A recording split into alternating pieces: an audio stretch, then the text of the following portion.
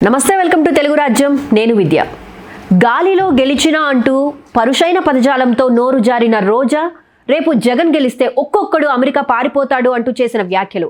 అలాగే Harihara Veeramallu pre release వేడుకలో Pawan Kalyan counter, Amaravati పనుల్లో జాప్యంపై మంత్రి నారాయణ ఫైర్. మొత్తంగా ఈ అంశాలకు సంబంధించి ప్రజల యొక్క స్పందన ఏ విధంగా ఉందో ఈ వీడియోలో చూద్దాం. సంవత్సర పరిపాలన ఎలా అనిపించింది, బాగా ఏ అంశాలు బాగా ఫాస్ట్గా వెళ్తున్నాయి, సూపర్ 6 కూడా ఒక్కొక్కటి అమలు చేస్తున్నారు, ఏమంది? అంటే నాట్ బ్యాడ్ అండి, పర్వాలేదు. ఇంకా కొద్దిగా ముందుకెళ్తే బాగుంటుంది అనిపిస్తుంది. అదే రైతు భరోసా వదులుతా అన్నారు, వదలలేదు. నెక్స్ట్ ఉచిత బస్సు అన్నారు, అది అవ్వలేదు. నెక్స్ట్ ఈ అంశాలు కూడా వదిలితే కొద్దిగా బాగుంటుంది అనిపిస్తుంది. ప్రస్తుతానికైతే గ్యాస్ ఒకటి వదిలేరు, కూరగాయల రేటు కొద్దిగా అదుపులో పెట్టారు. ఈ రోడ్లు కొద్దిగా బాగానే ఉన్నాయి, కొద్దిగా పరిపాలన బాగానే ఉంది. కానీ కొద్దిగా ఈ పోలీస్ వ్యవస్థ కొద్దిగా బాగాలేదండి. ఆ మహిళల మీద అవన్నీ కొద్దిగా కరప్షన్స్ అవి చూసుకోవాలి.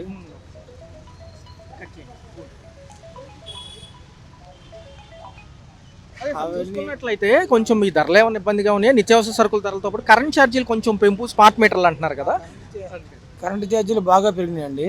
అదొకటి కంట్రోల్ చేస్తూ ఉందని అంతకుముందు అది ఇంకా పెంచారు, అది కంట్రోల్ చేయలేకపోయారు. అదొకటి చూస్తే బాగుంటుందని అనిపిస్తుంది. చూస్తే ఎలా ఉంది సార్, ఈ లిక్కర్ కుంభకోణాలు కానీ ఇవి కానీ అరెస్టుల పర్వం ఎక్కువ ఉంది. మాజీ నాయకులు, ప్రతిపక్ష నాయకులు కానీ ఇప్పుడున్న ప్రజెంట్ నాయకులు కూడా ఈ అంశాల మీద ఎక్కువ చర్చలు జరుగుతున్నాయి. నిజంగా అసలైన ఈ విషయాల మీద ఫోకస్ చేయాలంటున్నారు.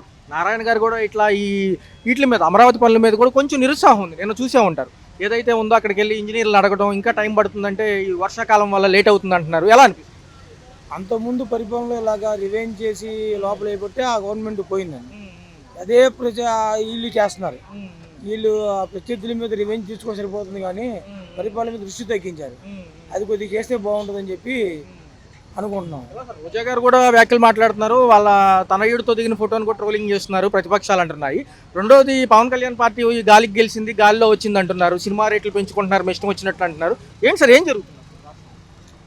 అదంతా పర్వాలేదు అండి. సినిమా రేట్లు అంటే అది కమర్షియల్, వాళ్ళు డబ్బులు పెట్టుబడి పెడుతున్నారు, వస్తుంది. అది కాదు సమస్య. ఈ పవన్ కళ్యాణ్ గారు ఏ విషయం మీద మాట్లాడకపోవడం, అంతకుముందు ప్రతి దానిలో అమ్మాయిల మీద అత్యాచారాలు ఏం మాట్లాడారు, ఇప్పుడు మాట్లాడకపోవడం ఆశ్చర్యపరంగా అనిపిస్తుంది. ఇప్పుడేమో మొదలకుండా సైలెంట్గా ఉన్నాడు.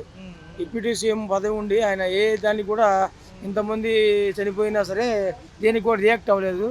అతను వచ్చి కలవడం కానీ ప్రజలతో చేయడం కానీ చేయలేదు. ఈ హత్య రాజకీయాలు కానీ ఇవన్నీ కానీ కంట్రోల్, పోలీస్ వ్యవస్థ కంట్రోల్లో లేదండి. అది చూస్తే బాగుంటుంది అనిపిస్తుంది. ఎలా ఉంది సార్, రోడ్ల వ్యవస్థలు ఎలా ఉన్నాయి, మిగతా సంక్షేమాలు కూడా ఎలా అమలవుతాయి అంటున్నారు. ఇంకో 3 పథకాలు దాకా ఉన్నాయి. మహిళలకు ఉచిత బస్సు, నిరుద్యోగ భృతి ఉంది, ఆడబిడ్డ నిధి కూడా ఇవ్వాలి. దీంతోపాటు ఈ నెలలోనే అన్నదాత సుఖీభవ అంటున్నారు, రైతులకు పెట్టుబడి సాయం. ఇవన్నీ అయితే దాదాపు సూపర్ 6 పూర్తి అయినట్టే అంటున్నారు కదా. సంక్షేమం అయితే కొద్దిగా పర్వాలేదండి, యావరేజ్ బాగానే ఇచ్చినట్టు. ఇంకొద్దిగా ఇస్తే బెటర్ దాన్ని బాగానే ఉంటుంది.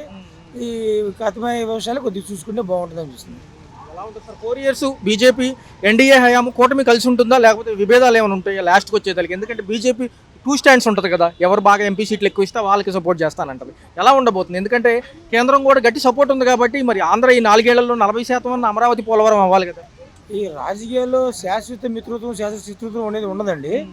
కాకపోతే ఈ ఉండకపోవచ్చు అని అనుకుంటున్నాం. కూటమిలో విభేదాలు రావచ్చు. వీళ్ళందరూ పవన్ కళ్యాణ్ అభిమానులు మొత్తం వాళ్ళనేం పట్టించుకోవట్లేదు. టీడీపీ క్యాడర్ గెలవక ముందు ఒకలాగా చేశారు, ఇప్పుడు ఒకలా చేస్తారు. పవన్ కళ్యాణ్ ఒకటి చూసుకుని తెలిపోదు. వాళ్ళ క్యాడర్ని బాగా చూసుకోవట్లేదు. టీడీపీ వర్గం వాళ్ళు లోకల్లో జనసేన వాళ్ళు పట్టించుకోవట్లేదు. వాళ్ళు బాగా అసమ్మతితో ఉన్నారు. వాళ్ళు సీఎం అని వినాదాలు చేస్తున్నారు. అది దానివల్ల కొద్దిగా తేడా వచ్చి పవన్ కళ్యాణ్కి ఇండివిజువల్గా పోటీ చేసినా బాగానే బలం ఉండొచ్చు మనకి అని చెప్పి వాళ్ళు విడిపోయే అవకాశాలు ఉన్నాయండి. జగన్ కోటరీలో అందరూ అరెస్ట్ అవుతున్నారు కాబట్టి లిక్కర్ స్కామ్ జగన్ దాకా వస్తుందో, జగన్ టార్గెట్గా అవుతారు. ఎందుకంటే ఈరోజు కేంద్రంకి ఏదో వినతిపత్రం అని చెప్పి ఆయన కూడా ఢిల్లీ వెళ్ళబోతున్నారు అంటున్నారు. ఎలా ఉంటుంది, జగన్ దాకా వస్తుందంటారా? జగన్ దాకా రాకపోవచ్చండి. అంతకుముందు చంద్రబాబు లోపల వేయబట్టే కదా ఈ పరిస్థితి వచ్చింది. మళ్ళీ జగన్ లోపల వేస్తే అంతకుముందు వేయబట్టే కదా ఆ పరిస్థితి వచ్చింది. అలా 14 రివెన్యూ చేసుకుని ప్రజలు కూడా చెన్నాలకు ఉంటుందని చెప్పి జగన్ జోలు వెళ్ళకపోవచ్చు అనుకుంటున్నాను. సంవత్సర పరిపాలన అయింది, పవన్ కళ్యాణ్ గారు, చంద్రబాబు నాయుడు గారు కూటమి పేరుతో కలిసి వచ్చారు. మీకు ఏ అంశాలు బాగా నచ్చాయి, ఏం బాగా? చంద్రబాబు గారి పాలనలో అన్నీ బాగానే ఉంటున్నాయిలో, కానీ ఆ గ్యాస్వి ఒక నెల వచ్చి మిగతావి ఆగిపోతున్నాయి. అయితే ఏ అంశాలు బాగున్నాయి? గతంలో ఏ సంక్షేమ పథకాలు ఇంట్లో వచ్చాయి, ఇప్పుడు ఏమన్నా ఇబ్బందిగా ఉందా? కరెంటు బిల్లులని, ఇవన్నీ రేషన్ మళ్ళీ వెళ్ళి డిపోల్లో తీసుకోవడం అని. ఇప్పుడు పోయినసారి ప్రభుత్వంలో, జగనన్న ప్రభుత్వంలో రేషన్ ఇంటి వరకే వచ్చాయి. అమ్మోడి మొత్తం బాగానే జరిగాయి. ఈసారి చంద్రన్న పాలనలో మాకు ఈ అమ్మఒడి పక్కన పెట్టిన ఈ రేషన్ కార్డులు అన్నవి బాగా ఇబ్బంది అయిపోయింది. తర్వాత ఈ కరెంట్ బిల్లులు రేట్లు బాగా ఎక్కువైపోయాయి. అప్పట్లో వాలంటీర్లు ఉండేవాళ్ళు, ఏదన్నా ఒక చిన్న కాగితం కావాలన్నా సచివాలయం నుంచి వాళ్ళు వచ్చి ఇచ్చేవాళ్ళు, లేకపోతే ఇట్లా అని చెప్పేవాళ్ళు. ఇప్పుడు వాళ్ళు లేరు కదా, ఇబ్బంది ఏమైనా అవుతుంది? బాగానే ఇబ్బంది ఉంది. చిన్న చిన్న వాటికి మనమే వెళ్ళాల్సిన పరిస్థితి వచ్చింది. ఒక పక్క చూసుకుంటే ఈ ఇబ్బందులతో కూడుకుని ఇప్పుడు గ్యాస్ సిలిండర్ 3 వీటికి కూడా డబ్బులు అన్నారు, ఒక బండకి చాలా మందికి ఇచ్చామంటున్నారు, కొంతమందికి అది కూడా రాలేదంటున్నారు. ఇంట్లో ఏమైనా వచ్చిందా? లేదు, రాలేదు, అసలు రాలేదు. ఒక నెలవి కూడా మాకు పడలేదు. జగన్ టైంలో మీకు తల్లికి వందనం కింద డబ్బులు పడ్డాయి అప్పుడు స్కూల్? అప్పుడు అమ్మఒడి నాకు 4 సార్లు పడ్డాయి. ఒకసారి కరోనా టైంలో మాకు చిన్న పని మీద ఆగిపోయాయి, మిగతా 4 సార్లు పడిపోయాయి. ఇల్లు కూడా వచ్చింది. మరి పవన్ కళ్యాణ్ గారి సినిమా రిలీజ్ ఈ రోజు ఎలా ఉంది? టికెట్ రేట్లు పెంచుతామన్నారు, టికెట్లు భారీగా పెంచుతున్నారు. ఎందుకని సామాన్యుడు వెళ్ళగలరు? అది ఇంకా మనకు అంత ఐడియా లేదు, కానీ రేట్లు మాత్రం బాగా పెంచేశారు. అది శ్రీలంక చేసేసేలా ఉన్నారు. అమరావతి కట్టడం అవుతుందంటారు ఈ 4 ఏళ్ళన్నా, అట్లాగే సరిపెడతారా? ఎందుకంటే నిన్న పొంగూరు నారాయణ గారు ఉన్నారు, ఆయన కూడా పర్యవేక్షిస్తూ అసహనంగా ఉన్నారు. వేస్ట్ ఫెలో, యూజ్లెస్ ఫెలో అంటున్నారు ఇంజనీర్ గారిని. ఏమంటారు, కట్టగలరా నిజంగానే?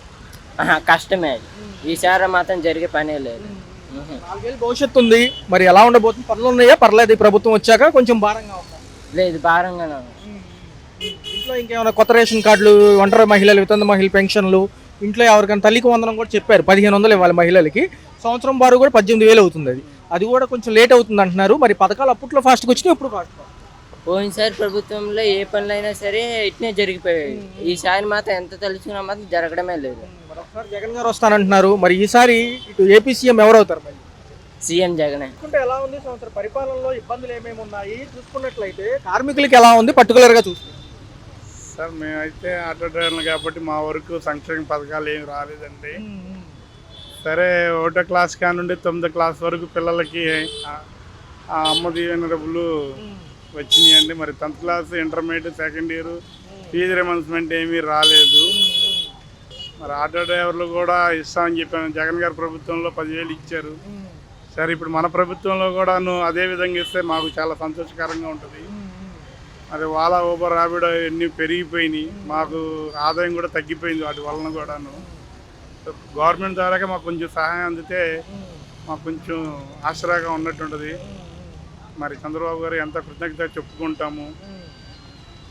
గత ప్రభుత్వాల్లో ఒక 10,000 ఇట్లాగా ఏదైతే ఆటో కార్మికులు సహాయం అందింది సార్, అదే విధానం కొనసాగితే బాగుంటుందా? ఎందుకంటే రేపు ఆగస్టు 15 నుంచి మహిళలకు ఉచిత బస్సు ప్రయాణం అంటున్నారు.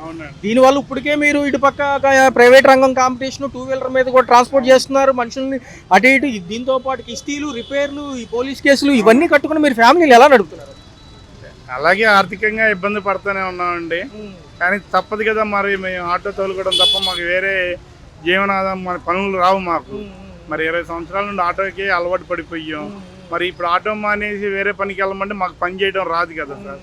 మరి ఉన్నా లేకపోయినా అలాగే జీవనాన్ని సాగిస్తున్నాం సార్. మరి సార్ చూసుకుంటే గతం ఇప్పుడు ఏంటంటే అమరావతి పనులు కొలిక్కి వస్తే బాగుంటుంది అంటారా? అప్పుడు ఏదన్నా కొంచెం ఈ యొక్క జనాభా పెరిగి పనులు ఎక్కువ ఉంటాయి అంటారా? సరే, మాకు సంతోషం అండి. మనకు రాష్ట్రానికి రాజధాని కావాలి కాబట్టి ఈ కార్యక్రమంలో చంద్రబాబు గారు చాలా కష్టపడుతున్నారు, నారాయణరావు గారు కష్టపడుతున్నారు, పవన్ కళ్యాణ్ గారు కూడా కష్టపడుతున్నారు. మాకు చాలా సంతోషం అండి. రాజధాని వస్తే ట్రాన్స్పోర్ట్ పెరిగిద్ది, వలస కార్మికులు వస్తారు, మనం చాలా కంపెనీలు వస్తాయి, దానివల్ల నిరుద్యోగం అనేది ఉండదు, చదువుకునే పిల్లలు కూడా ఉద్యోగాలు వస్తాయి, వాళ్ళ కుటుంబానికి కూడా చాలా సంతోషంగా ఉంటుంది. ఆ విషయంలో మేము చాలా సంతోషంగానే ఉన్నామండి. పాత ప్రభుత్వ హయాంలో అప్పుడు 9 పథకాలు, ఇప్పుడు 6 పథకాలు. 9లో ఏమనుకున్నారు? అప్పుడైనా పర్లేదు, ఈ వాలంటీర్ వ్యవస్థ ఉండేవాళ్ళు కాబట్టి ఏదైనా ఇన్ఫర్మేషన్ అంటే వాలంటీర్ వ్యవస్థ కూడా వాళ్ళు బాగానే చేశారు సాధ్యమంత వరకు. మరి ఇప్పుడు రేషన్ వ్యాన్లు ఇంటికాడికి వచ్చి ఇచ్చేళ్ళేవారు, రేషన్ వ్యాన్లు తీసారు. మరి ప్రత్యేకంగా డిపో కాడికి వెళ్ళి లైన్లో నిలబడి తీసుకొచ్చుకోవడం కూడా కొంచెం వయసు గల వాళ్ళు, బైక్ ఉన్న వాళ్ళు అయితే తీసుకొచ్చుకుంటారు. మరి ముసలోళ్ళు వాళ్ళు తీసుకొచ్చుకోవాలంటే ఎవరొకరు సాయం పొందాలి కదా. ఆ విధంగా కొంచెం ఇబ్బందికరంగానే ఉందండి. ఎలా ఉంటుంది సార్? 4 ఏళ్ళు భవిష్యత్తు ఉంది, 20 లక్షల ఉద్యోగాలు ఇవ్వాలి, రేపు ఆడబిడ్డ నిధి ఉంది, రైతులకు పెట్టుబడి సాయం అందాలి, ఇవన్నీ డబుల్ బడ్జెట్లు అయిపోతున్నాయి. ఈ కరెంటు బిల్లుల రూపంలో మళ్ళీ జనాల మీదే పడుతున్నాయి అంటున్నారు, స్మార్ట్ మీటర్లు అంటున్నారు కొత్తగా. ఈ విధానం కొంచెం కూడా చూస్తే బాగుంటుంది కదా. కేంద్రం ఎలాగో సపోర్ట్ ఉంది కాబట్టి ఏదైనా అవసరం ఉంటే వాళ్ళని అడుగుతూ మనకు కొంచెం రాయితీలు ఇవ్వచ్చు కదా సార్. అది ఇవి మీరు చెప్పినవన్నీ బాగానే ఉన్నాయి, కాకపోతే అవన్నీ సామాన్య మీద భారం పడకుండా కేంద్ర గవర్నమెంట్ కానీ రాష్ట్ర గవర్నమెంట్ కానీ కూడా సామాన్యుల దృష్టిలో పెట్టుకుని చేసుకుంటే చాలా సంతోషంగా ఉంటుందండి.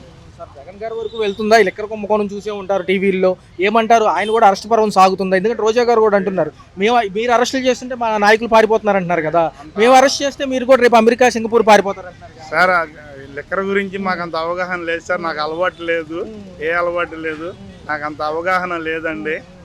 ఆ విషయంలో మట్టుకు నాకు తెలియదండి. సార్ ఎలా ఉంది? మిగతా అంశాలన్నీ బాగానే ఉన్నాయంటారా? అంశాలని ప్రస్తుతానికి 1 సంవత్సరమే కదా సార్. మరి అవన్నీ ఇప్పుడు గత ప్రభుత్వంలో ఇచ్చిన పథకాలన్నిటికి కూడా మరి నిధులు సమకూర్చుకోవాలి ఈ రాష్ట్రం కూడాను. మరి ఈ రాష్ట్ర ప్రభుత్వం కూడా ఇప్పుడు మళ్ళీ పథకాలు ఇవ్వాలంటే నిధులు సమకూర్చుకోవాలి కదా. కొంచెం ఇబ్బందికరంగానే ఉంటుంది. కాకపోతే కొద్దిగా సామాన్యులను దృష్టిలో పెట్టుకుని ప్రభుత్వాన్ని నడిపితే చాలా బాగుంటుందని నా ఉద్దేశం. ప్రభుత్వం కూడా గడప గడపకి ప్రోగ్రామ్ పెట్టింది. ఈ ప్రభుత్వం ఇంటింటికి వచ్చి అడుగుతారంటున్నారు నాయకులు. 5 వారాలు అంటున్నారు. కొంతమంది బయలుదేరారు, ఇంకా కొన్ని ఏరియాలకు రావాల్సి ఉంది. ఎలా అనిపిస్తుంది మేడం? ఈ విధానం బాగుంటుంది అంటారా? విధానము బాగుందంటే ఒకటి మంచిగా అర్థం చేసుకుంటే మంచిగా ఉంటుంది, చెడుగా ఉంటే చెడుగా ఉంటుంది. దానికి సమస్య కాదు. ఇప్పుడు నా భర్త చనిపోయి చాలా ఏళ్ళైంది, నాకు పెన్షన్ రాలేదు, ఏ ప్రభుత్వానికి కూడా రాలా. మొన్న డిసెంబర్లో ఒంటరి వితంతు మహిళ పెన్షన్ ఏదో నమోదు అన్నారు, ఏమైనా వచ్చారా మేడం? సచివాలయంలో ఇన్ఫర్మేషన్ ఉందా? అది అయితే నాకు ఐడియా లేదు, నేను వెళ్ళలేదు. నేను ఎప్పుడు వెళ్ళినా మరి ఎప్పుడు నుంచో పోరాడుతున్నా. నా భర్త చనిపోయింది ఏంటి, నేను టిఫిన్ వేసుకొని ఇంటి కూరగాయలు అమ్ముకొని ఇళ్ళకాడ ఎన్నో బాధలు పడుతున్నా ఏంటి, నాకు పెన్షన్ లేదు. ఎందుకని నాకు అర్థం కావట్లేదు. నేను వెళ్ళి ఒక ఆయన్ని కలిసా. నేను తర్వాత అన్నయ్య గారు బోండా ఉమా గారి దగ్గరికి వెళ్తా. తర్వాత ఈ లోపు అయింది అవలేదనుకో ఎప్పుడు వెళ్ళి నేను మాట్లాడి ఫోన్ ద్వారా మాట్లాడదాం అనుకున్నా, కానీ నాకు కుదరలేదు. కష్టపడి 1 గంట లేటు ఇంటికాడ 10 రూపాయలు బేరం పోద్దని నా తపన. ఉన్నారండి, చేసుకోవాలి కాబట్టి ఏమంటే ఇంట్లో ఖర్చులు అవన్నీ తెలుసు కదా ఏంటి. మరి ఎప్పుడు ఏ ప్రభుత్వం కూడా నాకు సహాయం అంటూ లేదు. ఏమండి పథకాలు ఏమన్నా వస్తున్నాయి టైంకి? పథకాలు గ్యాస్ అందింది, మళ్ళీ రేషన్ వస్తుంది. రేషన్ అంటే ఇప్పుడు ఆపారనుకో, ఈ ప్రభుత్వం వెనకబడిందని. ఇప్పుడు ఈ ప్రభుత్వంలో నాకు గ్యాస్ అందిని పడినాయి డబ్బులు. మొదటి గ్యాస్ ఇప్పుడు పడినాయి, బాగానే ఉంది. కాకపోతే పెన్షన్ విషయంలోని మరి తీసేశారంటే 2 ఇల్లు 3 ఇల్లు ఉన్న వాళ్ళకి తీసినా పర్వాలేదు ఏంటి. మా తమ్ముడు గారి ఇండ్ల మీద ఇప్పుడు 1 ఇల్లు ఉండే వాళ్ళకి కూడా తీసేస్తే ఎలాగవుతుంది? కష్టపడి వడ్డీలు డోకరాలు చీటీలు తెచ్చి కట్టుకొని అంతా ఉంటది కదా. అది కొంచెం ప్రభుత్వము నాయకులు గ్రహించాలి. వాలంటీర్స్ లేరు, ఏమైనా ఇబ్బందులు ఉన్నా ఏదైనా వెరిఫికేషన్కి వచ్చినా అప్పుడు అన్ని తెలిసేవి మనకి. ఇప్పుడు ఏంటంటే వాలంటీర్స్ లేకపోవడం వల్ల ఇబ్బంది అవుతుందని కొంతమంది అంటున్నారు. ఏదైనా తెలియాలంటే సచివాలయంకి వెళ్ళి అడుగుతున్న సరిగ్గా సమాధానం లేదంటే. లేదు సరిగ్గా సమాధానం లేదు. తర్వాత చెప్తారు ఎక్కడికైనా వెళ్ళి, ఏ నాయకుడి కాడికైనా వెళ్ళినా వచ్చే నెల, ఆ నెల, ఈ నెల, ఆ నాయకుల పేర్లు అయితే చెప్పను, అలాగా డిమాండ్గా ఉంటున్నాయి మాటలు ఏంటి. మరి కరెంటు బిల్లులు ఎక్కువగానే వస్తున్నాయండి. కరెంటు బిల్లు ఎక్కువగానే వస్తుంది, అలా ఉంది.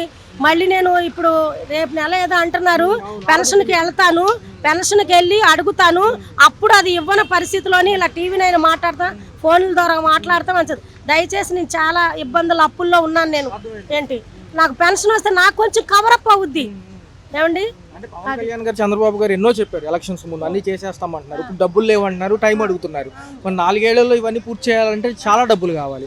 నిన్న అచ్చెన్నాయుడు గారు కూడా మాట్లాడుతున్నారు, ఆడబిడ్డని 1500 చొప్పున సంవత్సరానికి 18,000 మీకు ఇవ్వాలి అంటే కనుక ఆంధ్రప్రదేశ్ అమ్మే అంత డబ్బులు కావాలంటున్నారు. అమ్మితే ఎంత వస్తాయి? అప్పుడు అంతా 1500 ఇవ్వకపోయినా 1000 రూపాయలు చొప్పునైనా ఇచ్చుకోవచ్చు. కవరప్ చేయాలంటే ఎలానే ఉంది కాదండి. ముసలాళ్ళకి వాళ్ళకి పెన్షన్ తీసేయటం కరెక్ట్ కాదు అది ఏంటి. అది మేడం చూస్తే రోజా గారు కూడా మాట్లాడుతున్నారు, ఈ ప్రభుత్వ నాయకులు ఏమైనా అడుగుతుంటే అరెస్టులు చేస్తున్నారు, పథకాలు ఎప్పుడు ఇస్తారు అని కరెక్ట్ గా టైం చెప్పట్లేదండి. కరెక్ట్ గా చెప్పట్లేదు. చెప్తారులేమ్మా, కరెక్ట్ చెప్తారు. తర్వాత ఆ నెల ఈ నెల అలాగే 2 సంవత్సరాల నుంచి మరి ఎంతకని మేము కానీ ఉంటాం. నేనేదో టిఫిన్ అమ్ముకుని ఇప్పుడు కూర్చోని కాళ్ళకి ఏరుకోసం వచ్చేసినాయి అండి. మేము ఎక్కడ ఆపరేషన్లకి చేస్తాం, అలాగనే ఇబ్బంది పడుతున్నాము. పవన్ కళ్యాణ్ గారు కూడా ఎలక్షన్స్ ముందు ఎన్నో చెప్పారు, మహిళలు మిస్ అయిపోయారు, నేను ఉంటాను అండగా అన్నారు. ఇప్పుడు సైలెంట్ గా ఉంటున్నారు, ఆయన సినిమా గురించి చూసుకుంటున్నారు. మరి ఆయన టికెట్ రేట్లు పెంచుకుంటున్నారు కానీ మరి పథకాల సంగతి అది ఒకటి ఆలోచిస్తున్నారు కదా. ఇప్పుడు ఆయన సినిమాల కోసం చూస్తున్నాడు, మరి రేట్లు పెంచుకుంటున్నాడు, ఆయన కోసం చూస్తున్నారు అని అంటున్నారు కదా. ఇప్పుడు ఆయన పోగేసుకోదు ఆ ధనం. మరి ఏంటి, ఆయన ప్రజలకే పెడుతున్నాడు. ఆయన విన్నారండి ఏంటి, ఆయన ప్రజలకే పెడుతున్నాడు. ఇప్పుడు ఆయన ఏమైనా ఈ సొమ్మెలా పోగేసుకొని ఇప్పుడు ఈ రకంగా డబ్బు ఇలాగైనా పెట్టాలి కదా. దానికి ఆలోచించాలండి. కానీ గ్రహింపు లేకపోతే ఎవరు మేము చేయలేము. ఏమంటున్నారంటే లెక్కర్ కుంభకోణం జరిగిందని వార్తల్లో వింటున్నాము గత 3 రోజుల నుంచి 4 రోజుల నుంచి. మిథున్ రెడ్డి గారు కూడా అరెస్ట్ అవ్వడం జరిగింది, ఎంపీ ఆయన. అయితే ఇప్పుడు ఏం జరుగుతుందంటే జగన్ గారికి అరెస్ట్ వెళ్తుందా అంటున్నారు, జగన్ గారిని కూడా ఏమైనా అరెస్ట్ చేస్తారా రేపు అంటున్నారు. ఏమండి ఒక్కటి జగన్ గారిని అరెస్ట్ చేస్తారా అంటే దానికి మనకు తెలీదు, వాళ్ళకి వీళ్ళకి ఎన్నో ఉంటాయి. కానీ ఆయన ప్రభుత్వం ఉన్నప్పుడు చక్కగా అన్ని బాగున్నాయండి.